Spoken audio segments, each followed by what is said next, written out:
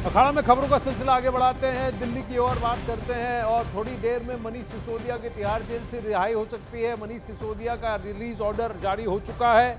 दिल्ली की Rouse Avenue court ने release order जारी किया है। मनीष सिसोदिया की लीगल टीम की तरफ से अभी औपचारिकताएं जो जितनी भी थी सब पूरी कर ली गई हैं। अब ये रिलीज ऑर्डर तिहाड़ जेल जाएगा। इसके बाद करीब 6:30 बजे मनीष सिसोदिया की रिहाई हो सकती है। ये अपडेट आया है। आज सुबह ही कोर्ट से इन्हें राहत मिली थी और आदेश ये दिए गए थे कि इन्हें तुरंत बेल दे दिया जाए और बेल की प्रक्रिया मनीष सिसोदिया की लीगल टीम ने त्वरित तरीके से समाप्त कर ली है। सभी औपचारिकताओं को पूरा कर लिया गया है और रिलीज ऑर्डर तिहाड़ जेल भिजवा दिया गया है। अब वहां से जेल अधिकारियों को इसे प्रोसेस करना होगा और आज शाम को करीब 6:30 बजे बताया जा रहा है कि मनीष सिसोदिया जेल से बाहर आ जाएंगे।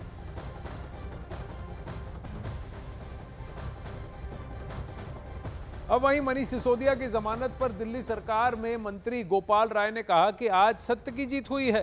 दूसरी तरफ बीजेपी की बांसुरी स्वराज ने कहा कि जमानत मिलने का मतलब ये नहीं है कि आप आरोप से मुक्त हो गए हैं।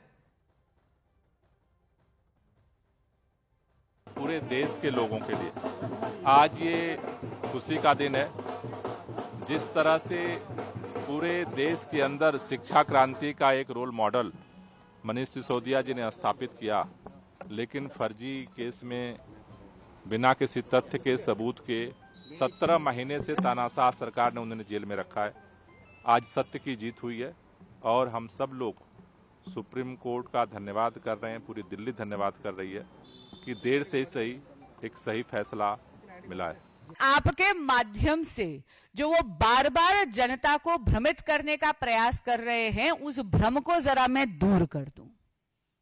इसका अर्थ ये नहीं है कि सिसोदिया जी अपराध मुक्त हैं, वो अभी भी अभियुक्त हैं और उनकी जवाबदेही कोर्ट ऑफ लॉ में बनेगी दिल्ली की जनता के साथ विश्वासघात करने की।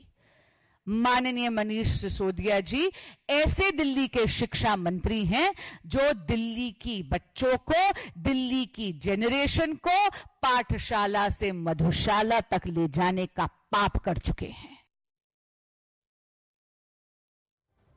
वहीं मनीष सिसोदिया को जमानत मिलने पर केंद्रीय मंत्री रवनीत बिट्टू ने कहा कि जमानत तो अपराधी को भी मिल जाती है।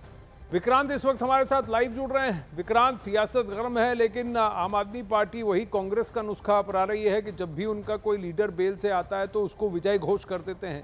आम आदमी पार्टी का कहना है कि ये सत्य की विजय है, बीजेपी का कहना है कि ये तो अभी दोषमुक्त नहीं हुए हैं, चार्जेस तो अभी भी हैं, बेल मिला है।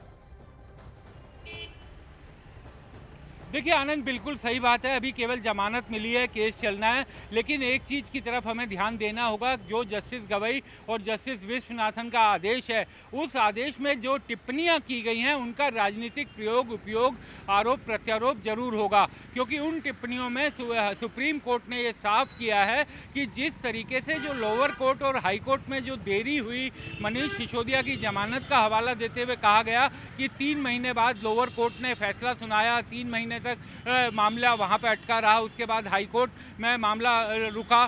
तो कोर्ट ने कहा कि जो लीगल प्रोसेस में जो समय लगता है वो बहुत चिंता की बात है और ट्रायल कोर्ट और हाई कोर्ट जमानत जैसे मामलों में उस तरीके के ब्रेव स्टेप नहीं लेते, उस पर कदम नहीं उठाते, वो चिंता की बात है। ये तमाम सवाल सुप्रीम कोर्ट ने अपने आदेश में उठाए हैं। तो सामने अब दिल्ली का चुनाव है, 2025 में दिल्ली का चुनाव होना है, तो निश्चित तौर पर मनीष सिसोदिया 1.5 साल से जेल के अंदर थे। अब जमानत मिली है तो आम आदमी पार्टी उसका उपयोग करेगी और जिस तरीके से जमानत के आदेश में जो टिप्पणियां आई हैं उनका भी फायदा उठाने की कोशिश करेगी। एक और चीज जिसकी तरफ मैं ध्यान आकर्षित करवाना चाहूंगा कि मनीष सिसोदिया को पर ईडी ये चाहती थी, ईडी की तरफ से जब जमानत का आदेश हो गया था तो ये कहा गया, अनुरोध किया गया कि जिस तरीके से अरविंद केजरीवाल की जमानत पर के मामले में जो शर्तें लगाई गई थी कि वो अपने दफ्तर नहीं जा सकेंगे, बाकी चीजें, तो उस तरीके की शर्त लगाई जाए, तो उस तरीके की कोई शर्त कोर्ट ने नहीं लगाई है। तो जी। अब एक दूसरी चीज सामने आ रही है कि क्या मनीष सिसोदिया, अगर अरविंद केजरीवाल को जमानत मिलती है, क्योंकि बिना अरविंद केजरीवाल की मर्जी के वो उप मुख्यमंत्री नहीं बन पाएंगे, लेकिन ये मांग अंदर से उठने लगी है। पार्टी के कई नेता कार्यकर्ता चाहते हैं कि अब उन्हें दोबारा से मंत्रिमंडल में शामिल किया जाए। तो इसको अभी देखना पड़ेगा कि इस पर किस तरीके से फैसला देखिए, लिया आम जाता आदमी है, पार्टी की लेकिन ये दिल्ली होगा सरकार में जरूरी। इस वक्त नेतृत्व का अभाव भी देखा जा रहा है। अखाड़ा में वक्त हो चला है एक ब्रेक का, बने रहिए।